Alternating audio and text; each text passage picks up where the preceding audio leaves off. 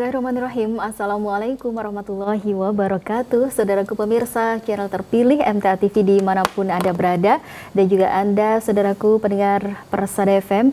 Dan di siang hari ini kita berjumpa di program klinik kita ya, bersama saya Ida Aisyah, dan di samping saya sudah hadir narasumber kita dari Klinik Pratama MTA Surakarta, ada Dr. Parwanti. Assalamualaikum warahmatullahi wabarakatuh, dokter. Waalaikumsalam warahmatullahi wabarakatuh. Bagaimana kabarnya? Alhamdulillah sehat. Alhamdulillah sehat ya.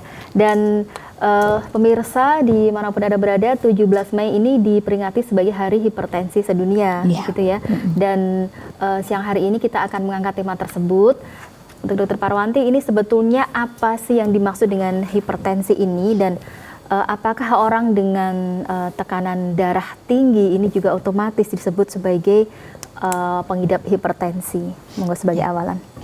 Bismillahirrahmanirrahim. Assalamualaikum warahmatullahi wabarakatuh. Para pemirsa setia MTA TV. Jadi memang kemarin ya, tanggal 17 Mei itu adalah diperingati sebagai Hari Hipertensi Dunia. Jadi memang ini adalah mengapa diperingati untuk meningkatkan kewaspadaan kita ya terhadap hipertensi. Karena hipertensi ini itu kejadiannya di masyarakat itu sangat tinggi ya, sangat tinggi, tetapi kita masyarakat itu masih kurang aware, masih kurang peduli ya, masih kurang terhadap hipertensi ini. Bahkan dari usia dewasa itu rata-rata 1 di antara 3 orang dewasa itu dari siswa itu mengidap hipertensi. Tapi dari sekian banyak yang sebenarnya itu ada hipertensi itu baru sedikit yang terobati, bahkan rutin itu sangat sedikit ya. Jadi itu makanya ini mengapa terus digaungkan, padahal ini hipertensi ini sudah bukan kasus yang baru lagi, selalu ada dan sudah ada, tapi ini selalu terulang terus. Orang tahu-tahu kena komplikasi ya, yang sering terjadi itu stroke dan sebagainya, itu karena hipertensi ya, tahunya ketika udah terjadi komplikasi ya, ketika awalnya bagaimana lah itu karena memang nanti kita bahas ya. Jadi hipertensi ini memang tadi Mbak Ida menanyakan apakah kalau orang dengan tekanan darah tinggi udah disebut hipertensi? Iya, karena memang definisi hipertensi itu keadaan di mana tekanan darah seorang itu sistolnya itu di atas 140, diastolnya di atas 90 ya. Jadi sudah di atas 140/90 itu sudah disebut hipertensi. Dan ini apakah misalnya kondisi ini memerlukan misalnya harus seminggu berturut-turut baru disebut hipertensi, atau pada saat itu juga berarti memang pada saat itu memang kita nanti kan biasanya ketika kita itu pertama kali misalnya seorang itu periksa, kita kan berarti kita juga anamnesa ya Mbak. Anamnesa itu kita menggali informasi dari pasien, dari bagaimana kita tanya dulu misalnya apakah riwayat keluarganya ada gitu loh. Apakah ini tensi yang pertama kali, apakah sebelumnya juga udah pernah tensi tinggi. Kemudian bagaimana kebiasaan aktivitas sehari-harinya, pekerjaannya apa. Kita lihat juga misalnya dari datanya, dari berat badannya, kemudian dari itu ada, termasuk yang Mbak Ida sendiri tahu, apalagi kita sekarang udah digalakkan adanya screening kesehatan, itu kan udah ada semuanya, ditanyakan bagaimana pola makannya, bagaimana pola kehidupan sehari-harinya, itu untuk menggali itu. Kalau nanti itu kita kesimpulkan. Dan biasanya memang kalau misalnya kita baru pertama kali ya, misalnya ada ya tensi seperti tadi 140/90, apakah yang diobati? Kita bisa bertahap dulu ya, Jadi nanti belakang kita tahu bagaimana pengobatan hipertensi ya. Yang jelas ini bahwa adanya Hari Hipertensi Sedunia ini memang betul-betul suatu keprihatinan kita bersama ya, karena masih kurang awarenya masyarakat ini terhadap hipertensi. Nah, hipertensi ini sendiri tema yang diangkat tahun ini itu adalah bagaimana measure your blood pressure accurately. Jadi bagaimana diukurlah tekanan darahmu itu dengan akurat, kemudian dikontrol sehingga kita bisa hidup lama, Dan ini pun kita di majelis kita ya, di majelis tafsir Al-Quran, kita akan dengan program bidang kesehatan ini, program ke depan itu adalah di setiap cabang itu harus ada itu namanya tensimeter ya.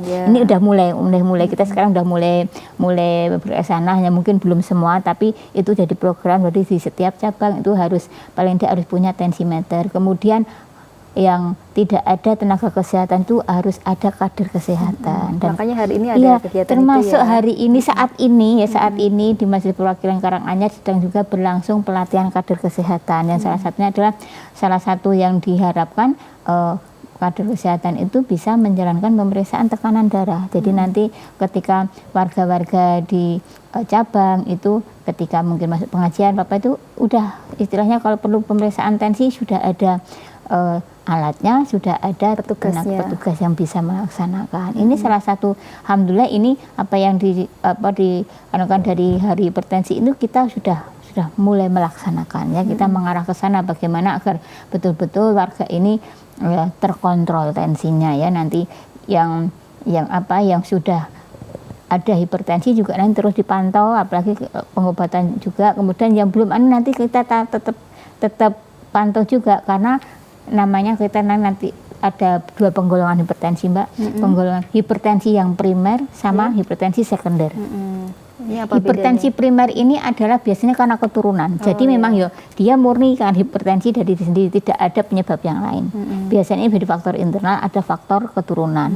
Nah ini memang biasanya munculnya dengan bertambahnya umur akan tambah ya mungkin. Dan ini kemudian ada lagi hipertensi sekunder. Hipertensi sekunder ini memang ada penyakit lain atau kondisi dari tubuh kita yang lain yang menimbulkan, yang memacu terjadinya hipertensi.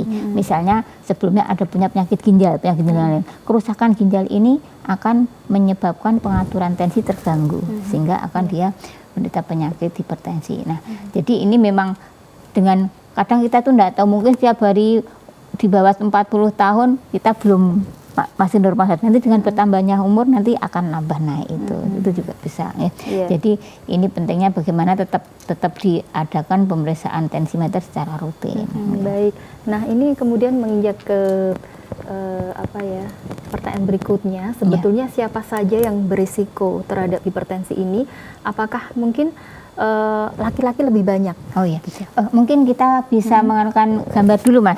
Gambar nomor 1 dulu, pengertian hipertensi, nanti kita anukan. Jadi mengapa kok juga kita tidak bosan-bosannya mengangkat ini dan menganukan kepada masyarakat pentingnya ya kita waspada terhadap hipertensi. Jadi yang pertama pengertian hipertensi. Ya bisa ditampilkan ya. Jadi hipertensi ini punya julukan Mbak Ida. Julukannya itu silent killer ya.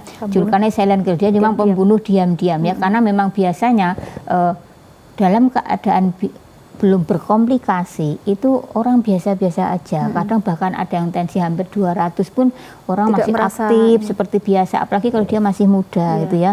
Memang dia aktif itu karena tidak terasa pusing atau apa? Karena memang belum berkomplikasi. Jadi memang belum ada organ-organ sekunder, organ-organ lain itu yang mengalami kelainan karena tensinya itu ya. Jadi memang dia masih aktivitas normal ya. Normal. Kadang inilah yang kadang tahu-tahu tiba-tiba stroke perdarahan, tiba-tiba serangan jantung, ya seperti itulah yang kadang akhirnya muncul itu ketika udah parah dengan komplikasi yang kadang fatal ya. Karena apalagi kalau stroke perdarahan itu kalau tidak segera mendapatkan pertolongan ya biasanya ya akhirnya tidak bisa tertolong seperti itu. Jadi inilah yang harus kita waspada. Jadi silent killer ini betul-betul memang sangat tepat julukan untuk hipertensi ini. Stroke pendarahan itu yang pecah, jadi pembuluh darahnya pecah. Itu ya. Jadi inilah saya itu yang kalau ada penyandang hipertensi itu apalagi dia masih muda Mbak Ida, itu saya itu selalu berwanti-wanti. Jadi saya dari depan itu udah saya kandungi harus betul-betul serius. Kalau mau diobati ya betul terus ya. Jadi harus rutin dan disiplin. Karena apa? Karena eman-eman. Masih muda ya, kalau masih muda biasanya nanti kalau sudah hipertensi itu memang harus mau mengekang diri ya. Meskipun umur muda tetap harus pengendalian. Misalnya aktivitas fisik yang memang mungkin sebelumnya itu hobinya hobi-hobi yang menantang ya, yang harus memang memacu adrenalin itu harus stop.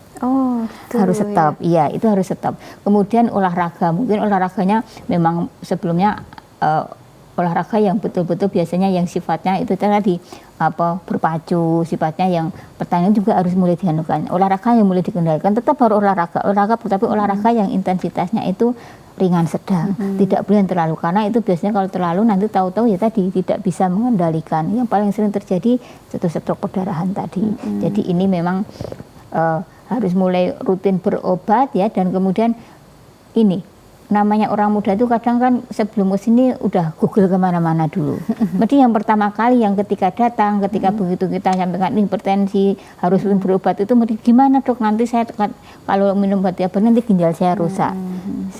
Saya berkali-kali saya sampaikan di sini juga bahwa ketika hipertensi tidak ditangani sama hipertensi obati itu ginjalnya akan rusak dulu yang tidak diobati. Jadi hipertensi sendiri itu merusak ginjal gitu loh. Sementara kalau kemudian ini minum obat, kemudian tensinya terkontrol, efek samping obat terhadap ginjal itu mungkin tetap ada, tapi itu minim, dan itu kita tetap pantau biasanya ya. Biasanya kalau memang pasien-pasien yang kondisi kronik, apalagi seperti hipertensi, diabetes, itu memang pengobatan seumur hidup, itu kita pantau. Tidak hanya minum obat dok, terus kemudian kita lepas. Biasanya tiap 6 bulan sekali harus ada pengecekan bagaimana fungsi ginjal dan sebagainya, ini untuk pengawasan ya. Jadi insya Allah itu betul-betul kita, kalau tidak ya biasanya saya lakukan. Masih muda, umurnya di iman-iman, saya seperti itu. Karena itu udah tidak hanya 1-2 kejadian, udah sering terjadi seperti itu. Tidak bisa ditayangkan ya? Sudah tadi sudah ditayangkan. Oke. Iya. Kemudian yang faktor risiko mas, yang kedua. Faktor risikonya. Faktor risiko. Jadi faktor risiko ini ada 2 macam juga. Faktor risiko ini pertama faktor risiko yang tidak bisa kita kontrol, yang itu memang faktor internal ya. Jadi itu memang faktor udah caranya udah gawan lahir, ya gawan lahir bagiannya dari suku bangsa, ras, umur, jenis kelamin. Ini kan kita tidak bisa ngapa-ngapain ya, tidak bisa ngapa-ngapain. Kemudian yang bisa kita kontrol itu biasanya memang ini hubungannya dengan habit ya, hubungannya dengan kebiasaan. Itu yang bisa adanya merokok, kemudian kurangnya aktivitas fisik, kegemukan, ini kan bisa dianukan ya, bisa dikendalikan atau bisa dimodifikasi lagi, bisa kita meskipun kadang kalau tidak disiplin ya susah, memang semua harus perlu disiplin ya, untuk menghentikan rokok, untuk mengurangi berat badan, itu ada semua harus perlu usaha ya, dan biasanya memang ini tidak bisa sendiri, harus ada teman seperjuangan ya, seperti itu untuk saling menguatkan bersama seperti itu. Yang jelas ini memang biasanya ini juga Mbak Ida, jadi ketika pertama kali seperti kita dapatkan pertama hipertensi itu masih banyak di antara masyarakat, di antara saudara kita itu mesti pertama kali itu penolakan. Ketika udah jelas kita tensinya misalnya 190, 100 misalnya gitu. Masa gitu. Masa segitu ulang dokter gitu ya? Ya, enggak pernah dokter, enggak pernah saya seperti biasanya cuma 110 seperti itu ya. Tapi biasanya kalau tensinya apalagi udah hampir 200 seperti itu ya biasanya udah lama tidak itu, tapi langsung. Biasanya yang terucap itu biasanya penolakan dulu, denial dulu seperti itu udah biasa. Jadi kita memang tidak percaya gitu ya. Dan akhirnya ketika kita kasih obat pun kadang ya tidak disiplin, padahal kepatuhan minum obat ini yang paling penting dari hipertensi ini. Ya. Baik ya, jadi memang ada faktor intern dan intern itu yang tidak bisa dimodifikasi. Kemudian kalau yang ekstern, kemudian tadi gaya hidup dan sebagainya itu adalah yang masih bisa kita usahakan untuk dirubah ya gitu. Kalau yang tentang gaya hidup ini dokter, selain tentang makanan, apa saja ini yang termasuk? Ya, yang paling sering itu ya pola makan, kemudian ini gaya hidup yang sedentary, gaya hidup yang santai ya. Kemudian karena memang aktivitasnya kurang, kita sekarang ini kan udah jadi pergeseran ya, pergeseran kita misalnya transportasi semua juga lebih mudah ya, untuk orang deket aja ndak mau jalan kaki ya, kemudian transportasi ya online juga gampang, termasuk mau ke warung juga ndak mau ya, lebih baik pesan pakai online seperti itu semua adalah suatu pergeseran budaya yang sebenarnya semakin menambah risiko untuk hipertensi tadi ya. Kemudian juga kita dulu misalnya ada gedung bertingkat 1/2 gitu, yang masih muda pun pengen yang pakai lift ya, daripada yang naik tangga seperti itu. Ya memang kalau untuk yang udah sepuh memang lift yang bagus ya, apalagi udah punya gangguan lutut dan sebagainya itu lebih bagus yang lift. Tapi untuk yang muda-muda gini sebenarnya bagus untuk yang masih pakai olahraga fisik seperti itu. Berarti seharusnya kembali ke kebiasaan yang dulu ya, lebih aman begitu. Hobi jalan kemana-mana. Yang kebiasaan buruk ya, kemudian insya Allah kalau kita sudah tidak ya masih merokok, kemudian juga mungkin minuman keras sebagainya ya, itu semua adalah faktor-faktor risiko juga tambahan. Kalau yang ini bagian konsumsi garam berlebih ini berarti apakah memang kalau memasak harus yang mondo-mondo saja atau bagaimana? Begini Mbak Ida, jadi garam natrium itu adalah ketika masuk dalam tubuh kita, dia itu kan akan sifatnya menarik air ya. Jadi menarik kalau itu dalam tubuh nanti akan meningkatkan tekanan darah kita. Jadi memang ini kalau apalagi dengan orang yang udah hipertensi itu memang harus dibatasi konsumsi garam itu. Katanya konsumsi garam itu tidak boleh banyak karena kita itu apalagi kalau yang makanan-makanan jadi, makanan-makanan kering, snack itu hampir semua ditambah garam. Ya, itu udah kebanyakan sebenarnya. Jadi memang kalau itu sudah masuk program diet sebenarnya udah langsung masuk itu. Jadi memang berapa yang harus dibutuhkan itu tetap dibatasi, tidak lebih baik. Jadi makanan-makanan yang junk food, makanan-makanan yang snack-snack kering itu hampir semua kan asin itu. Ada asin ada bumbu tambahannya, itu semua sebenarnya harus dibatasi kalau haram ya. Baik. Nah tadi banyak sekali kasus-kasus ya dokter ya ketika datang itu di tensi kok tiba-tiba sudah 200, 190 dan akhirnya dia kaget. Nah, apakah berarti sebelum itu dia memang tidak merasakan gejala-gejala tertentu, dan apakah hipertensi ini sebetulnya bisa dikenali, misalnya yaitu tadi seseorang merasakan apa, mungkin sakit kepala dan sebagainya. Oh ya, jadi tadi dari awal kita sebutkan bahwa memang ini kan silent killer. Jadi biasanya sebelum jeder, sebelum muncul komplikasi itu memang biasanya tidak ada gejala. Atau sebenarnya kalau timbul gejala itu kadang sebenarnya udah ada warning sebenarnya. Cuma dari yang gejala-gejala hipertensi. Jadi gejala-gejala yang timbul ini ini masuk, tapi itu sudah suatu komplikasi ya. Jadi udah memang ada organ-organ lain yang terkena, misalnya sakit kepala pusing, sakit kepala, kemudian jantung berdebar-debar, itu semua ada udah termasuk komplikasi itu. Jadi udah bukan hipertensi yang biasa, hipertensi itu enggak, itu memang udah melibatkan di organ yang lain ya. Apalagi nanti kalau udah sampai ke komplikasi yang lebih berat lagi, itu berarti udah kan. Ini memang kita itu harus yang kita sampaikan ke pasien. Jadi pengobatan hipertensi itu pengobatan hipertensinya, bukan gejalanya. Lah biasanya kan yang misalnya orang yang awal-awal itu memang ada yang pusing, mungkin kenceng dan sebagainya, leher kenceng kaku, itu memang pas kenaikan tensi yang mendadak seperti itu. Itu justru kalau ada yang saya kok naik sedikit kok pusing ya dokter, justru itu bagus ya. Jadi ketika istilahnya kita itu kalau misalnya ketika tensinya naik kok merasakan pusing, itu bagus istilahnya alarm tubuh kita itu masih berfungsi dengan baik. Justru kita akan waspada, kita harus lebih istilahnya hati-hati kalau tubuh kita itu sudah tidak bisa memberikan tanda-tanda seperti itu loh. Tensi 200, bahkan ada yang 250 pernah ada gitu, tidak merasakan. Nah, itulah yang harus justru kita waspadai. Nanti tahu-tahu ada komplikasi seperti itu. Dan obat hipertensi itu bukan obat pusing ya, bukan obat pusing ya. Jadi meskipun mungkin ada yang kalau minum jadi pusingnya hilang, ketika obat hipertensi itu ada orang tertentu yang memang ketika naik kemudian pusing, ketika di obat hipertensi kemudian hilang, tapi hipertensi itu bukan obat pusingnya. Jadi obatnya itu memang untuk pengendalian hipertensinya.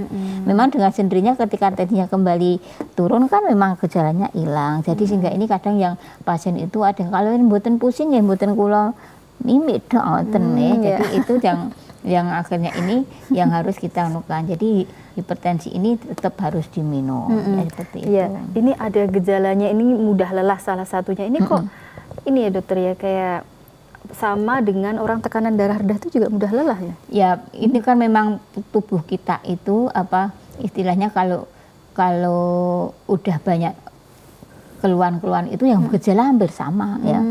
Termasuk kita baru flu pun, meriang pun juga seperti itu ya. Tapi biasanya kalau gejala rendah itu biasanya cenderungnya itu kayak kadang tidak tahan berdiri lama. Kadang mungkin ketika berdiri lama kadang kayak glier seperti itu sendiri. Itu kalau gejala rendah kelemun seperti itu. Karena apa? Karena memang jantung itu kemampuan memompa darah ke atas ke otak itu rendah atau lebih lemah, kurang dari normal. Itu gejalanya adalah biasanya karena oksigen yang ke otak agak berkurang. Biasanya itu seperti tadi. Kadang bahkan kayak mau pingsan seperti itu ketika pas memang lagi rendah suplai darah ke otak itu agak berkurang. Biasanya kalau darah rendah seperti itu. Sehingga memang kalau darah rendah tidak boleh berlama-lama berdiri lama-lama seperti itu, nanti biasanya bisa pingsan seperti itu. Baik ya. Nanti disambung di sesi yang kedua, dokter ya. Dan pemirsa dimanapun Anda berada, tetap bersama kami di program klinik kita. Kami akan segera kembali setelah beberapa informasi berikut ini.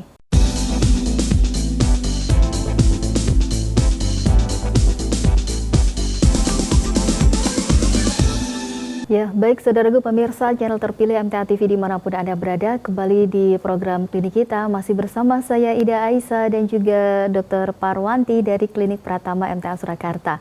Kita masih membahas tema yaitu Hari Hipertensi Sedunia yang diperingati setiap tanggal 17 Mei.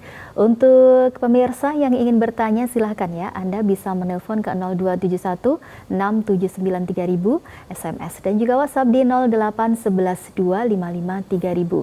Ya, di sesi yang pertama kita sudah mendengarkan penjelasan dari Dr. Parwanti tentang pengertian hipertensi, kemudian faktor risiko dan juga gejala hipertensi.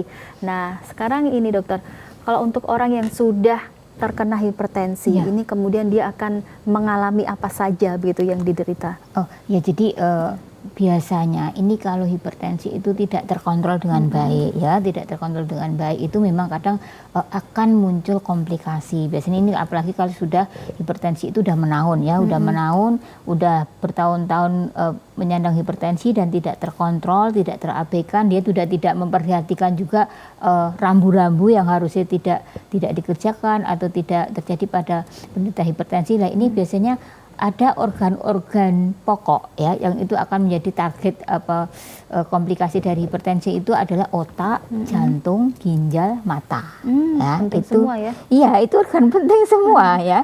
Jadi itu organ-organ yang jadi istilahnya memang sasaran utama ya, itu target organ ya yang untuk komplikasi hipertensi itu adalah itu ya. Mungkin minta gambarnya Mas bisa di-share yang komplikasi hipertensi.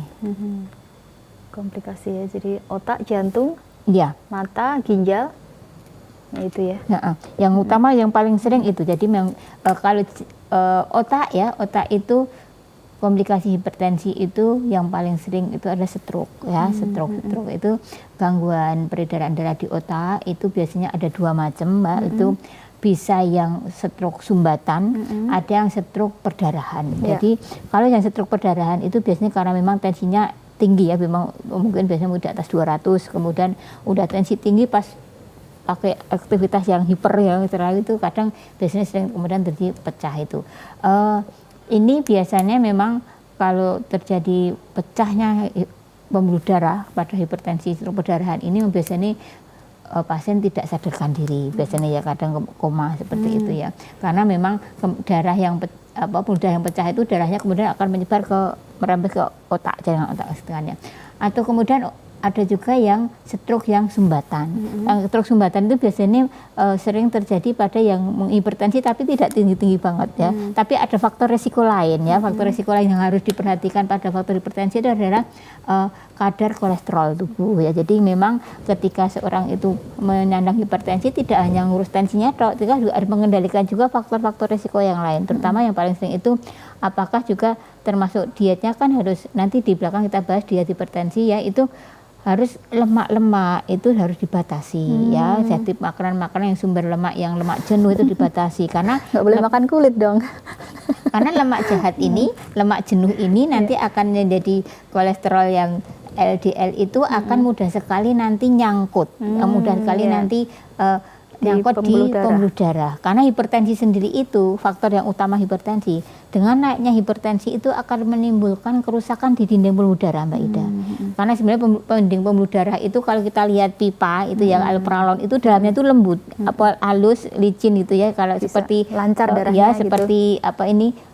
Bagian pipi dalam kita itu kan seperti itu sama endotel. Jadi licin seperti itu lah. Itu biasanya kalau tekanan darah itu normal seperti itu, darah juga meskipun banyak lewat sel darah ya lewat aja lancar, nggak ada nyangkut-nyangkut gitu. Tapi ketika hentakan darah itu tinggi, itu akan terjadi istilahnya apa? Pengikisan.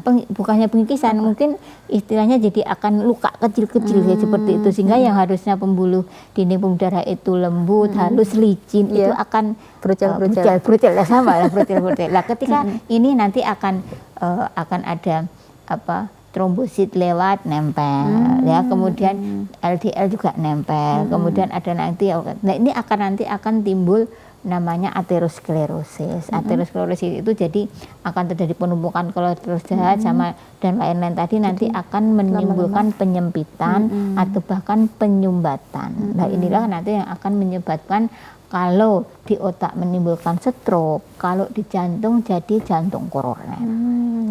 Nah, itu bisa dibayangkan ya pemirsa ya. Ya, bayangkan sendiri ya, seperti itu. Jadi inilah yang paling sering terjadi komplikasi hipertensi itu stroke ini tadi. Jadi memang kadang tensinya sebenarnya sudah tidak tinggi-tinggi amat, tapi faktor resiko lain tidak diperhatikan.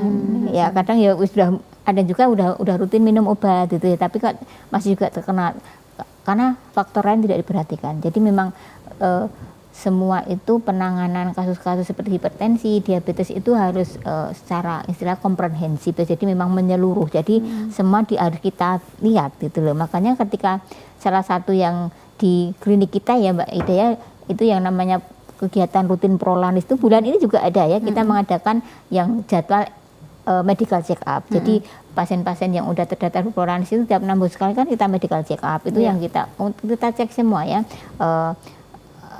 Kadar bagaimana kadar HbA1c-nya, kemudian kadar kolesterolnya, LDL-nya, HDL-nya, kemudian fungsi ginjalnya, itu kan semua itu tekan-tekan.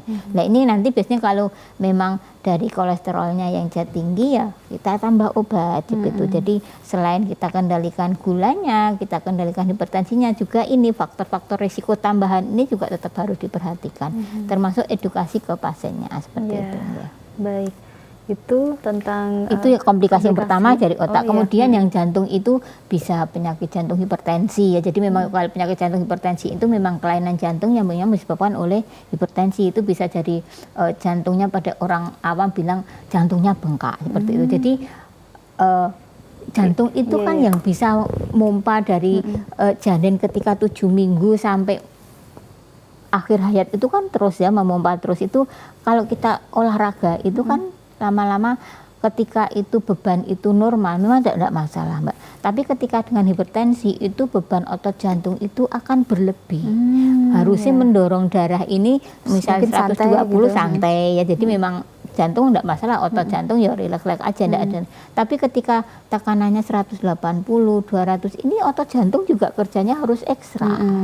Nah ini kalau tidak dibantu, jadi yang sudut pandang perannya obat hipertensi di mana? Ini membantu menurunkan tekanan ini loh Mbak. Ini untuk menghemat biar otot jantung itu kerjanya tidak kecapean.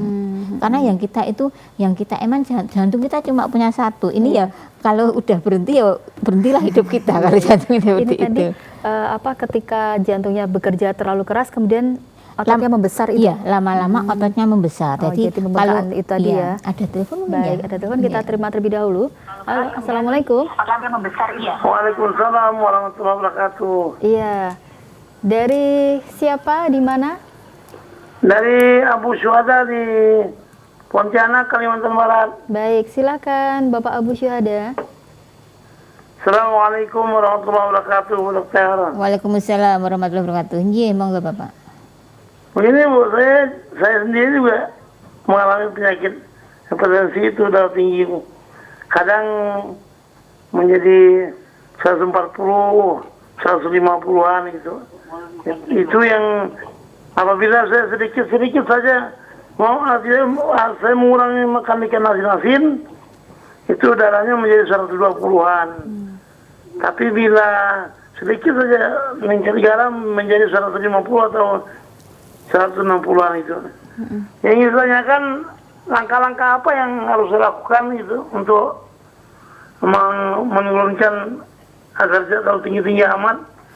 Karena juga kalau kita tidak makan bergaram juga rasanya kurang enak. Tapi bila kita makan garam sedikit tuh rasanya langsung nanjak itu naik dia. Jadi pertanyaan saya, apa langkah?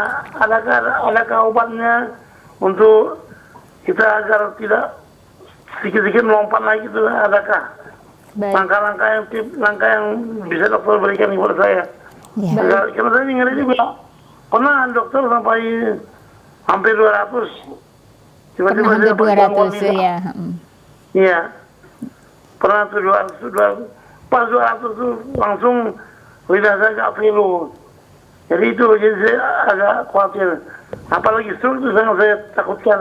Jadi mohon tipsnya bagaimana langkah-langkah kita untuk agar tidak menjadi parah, dokter. Baik. Itu aja. Ya, baik Bapak Terima Abu kasih. Syuhada. Ya. Wassalamualaikum warahmatullahi wabarakatuh. Waalaikumsalam warahmatullahi wabarakatuh. Pertanyaan yang sangat bagus ya Bapak Abu Syuhada. Jadi memang ini sebenarnya nanti ya, tidak apa-apa kita. Jadi bagaimana penanganannya, bagaimana usaha-usaha kita yang harus kita kerjakan untuk mengatasi ini. Kalau makan asin-asin dikit naik dok, seperti itu. Jadi memang garam ini tadi sudah saya sampaikan, garam ini memang sangat berpengaruh terhadap tekanan darah karena ion natrium pada garam itu bersifat menarik air ya. Kalau ini air di dalam pembuluh darah banyak nanti ya, untuk pompa semakin terkosa juga. Nah, jadi memang dalam penanganan atau penata laksanaan ya pengelolaan hipertensi ini memang tidak langsung obat ya sebenarnya ya. Pertama kali itu biasanya tetap awal itu lifestyle dulu. Lifestyle itu ya dari tadi kebiasaan hidup sehari-hari, bagaimana aktivitas fisik tetap harus meskipun ringan tetap harus. Kemudian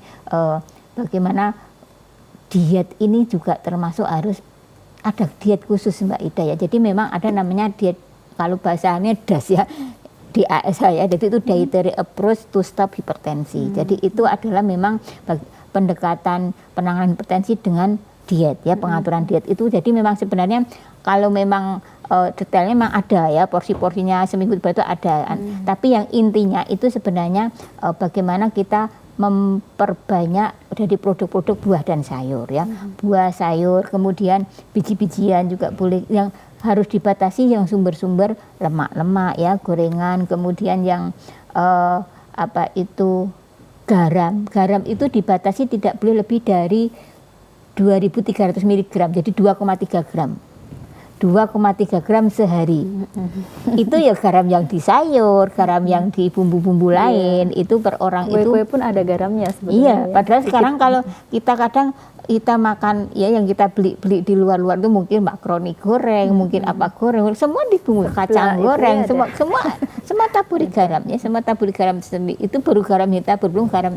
Padahal itu sangat pengaruh sekali. Jadi kalau untuk penyandang hipertensi itu batasan konsumsi garam itu tidak boleh lebih dari 2,3 gram.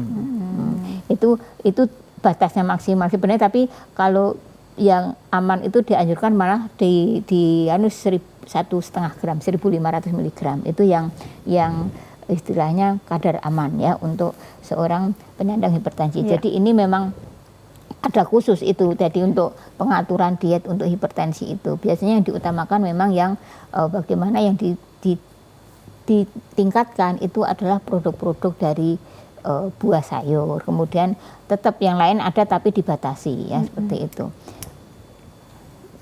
Ya, jadi kalau untuk Bapak Abu Syuhada tadi sebetulnya sudah bisa menjawab juga ya. Iya, sudah tahu. Jadi memang harus dibatasi garamnya Pak. Iya. Aktivitas fisik meskipun terbatas tetap kerjakan Kak. Misalnya meskipun dalam keadaan duduk pun kita tetap harus bisa gerak ya. Jadi misalkan di tempat tidur pun kita bisa menggunakan senam-senam yang bisa terbatas juga bisa ya. Jadi tetap aktivitas fisik tetap harus dikerjakan ya, karena itu juga membantu bagaimana agar termasuk peredaran darah juga lancar, tadi juga untuk membakar lemak-lemak tadi juga kan bisa. Ya. Baik, ya itu tadi ya jawaban untuk Bapak Abu Syuhada. Nah ini tadi kembali ke komplikasi hipertensi, tadi sudah otak, kemudian jantung. Kemudian mata ya. Mata ini dari hipertensi itu yang justru nanti yang terserang itu yang adalah bagian paling penting mata, yaitu retina. Jadi retina. Jadi retina ini itu yang mana dokter? Ya, yang retina itu saraf mata. Jadi dia bagian tidak terlihat ya berarti ya. Di dalam bagian paling belakang itu yang bisa menerjemahkan ada sinar, kemudian jadi merangsang ke otak. Jadi itu retina itu istilah kayak ujung saraf penglihatan yang paling depan ya, jadi yang di dalam mata itu. Jadi itulah yang sangat penting. Jadi ketika retina itu rusak ya udah nanti tidak bisa melihat ya. Jadi komplikasi dari hipertensi ini kalau dibiarkan akan terjadi angiopati, terjadi gamma retinopati. Jadi ada kerusakan di bagian retinanya. Retina itu adalah bagian mata, bagian persyarapan ya, bagian ujung dari saraf. Ini kalau memang ini rusak ya namanya terjadi kebutaan itu ya. Dari hipertensi ternyata bisa menyebabkan kehilangan penglihatan. Bisa seperti itu. Ya. Kemudian juga yang lebih sering lagi terjadi adalah ginjal ya. Jadi meskipun kita tidak bisa pungkiri memang kalau obat itu tetap ada ya, obat yang berkomplikasi ginjal, tapi biasanya kalau obat-obat yang sudah diputuskan, sudah ditetapkan dari konsorsium para ahli ini untuk ini bisa dipakai seumur hidup, itu biasanya pada dosis tertentu bisa ditolerir ya. Meskipun kita tetap ada tadi pemantauan 6 bulan, pemantauan itu bukan hanya dari komplikasi penyakit, karena penyakitnya sendiri kan juga merusak ginjal. Kadang kita itu tetap meskipun kita udah berusaha ya dengan usaha tadi bagaimana aktivitas fisiknya, kemudian dietnya juga dikendalikan, sudah minum obat, itu kadang tidak mesti tensi itu bisa terkontrol dengan baik. Sehingga ini juga bisa kerusakan ginjal itu bisa malah justru dari ini tensi yang tidak terkontrol ini yang paling sering nanti akan menjadikan gagal ginjal. Nah, kalau udah gagal ginjal nanti lah akhirnya harus cuci darah seumur hidup. Nah, ini yang harus dilakukan. Baik. Nah, kalau terkait obat ini sebetulnya kalau untuk yang hipertensi ini apakah diperbolehkan untuk beli obat sendiri di apotek, dokter, tanpa resep, dokter? Sebenarnya kalau nurut sesuai dengan aturan, kalau memang itu kita taat aturan, itu sebenarnya tidak boleh bebas. Karena kalau obat-obat hipertensi biasanya kan masuk yang lingkaran merah ya. Kalau lingkaran merah itu harus resep dokter. Karena memang sebenarnya itu kan tadi obat itu harus dalam pemantauan dokter, termasuk minum meskipun inilah kita kadang masyarakat itu malas warung yang dokter ya direpesi kuwi meneh tuku dhewe ya iso lah, padahal kan tadi kita itu pengobatan ini tidak ngobati, kita juga tetap memantau gitu termasuk tadi bagaimana perkembangannya, apakah ada komplikasi ke ginjal kita periksa tiap 6 bulan sekali, kan itu sebuah itu. Kalau bebas-bebasan kita kan tidak tahu seperti itu. Banyak ya masyarakat yang seperti itu langsung ke apotek minta obat tensi gitu. Memang mungkin itu daripada tidak minum mungkin ya, karena itu jalurnya, tapi tetap sebenarnya kalau menurut aturan tetap tidak boleh ya, karena itu bukan obat bebas. Baik, ya baik dokter, di akhir waktu ini dokter silakan ini kita buka slide yang terakhir ini dia, yang patuh itu Mas ya, untuk yang mengendalikan hipertensi caranya bagaimana gitu jadi ini memang patuh semua ya, jadi patuh ini adalah singkatannya. Jadi coba dibacakan Mbak Ida P-nya apa? P-nya ini periksa kesehatan secara rutin dan ikuti anjuran dokter. Ini pokoknya. Jadi memang harus kontrol rutin ini ya. Tadi makanya nanti alhamdulillah nanti kalau apalagi di setiap majelis nanti sudah ada kadernya, sudah ada alatnya, itu nanti tiap ngaji periksa tensi dulu seperti itu bisa. Nanti jadi kan udah tahu perkembangannya. Terutama yang mungkin lansia begitu. Iya, yang lansia yang resiko tinggi atau yang memang sudah punya hipertensi ya itu kan akan bisa kan. Kemudian A-nya atasi penyakit dengan pengobatan yang tepat dan teratur. Iya, jadi kadang hipertensi itu seringnya pada seorang penyandang hipertensi tidak hanya satu-satunya dia derita atau dia sandang ya. Kadang juga punya hipertensi, juga punya diabetes, kadang juga punya asma, kadang punya yang lain seperti itu. Karena kan memang kita kan tidak hanya satu. Nah, ini kalau sama-sama harus betul-betul ditangani dengan baik ya.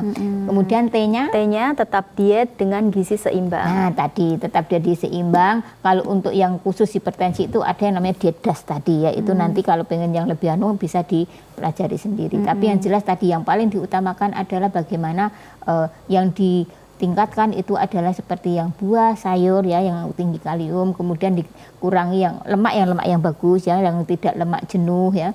Kemudian dibatasi garamnya. Nah, itu.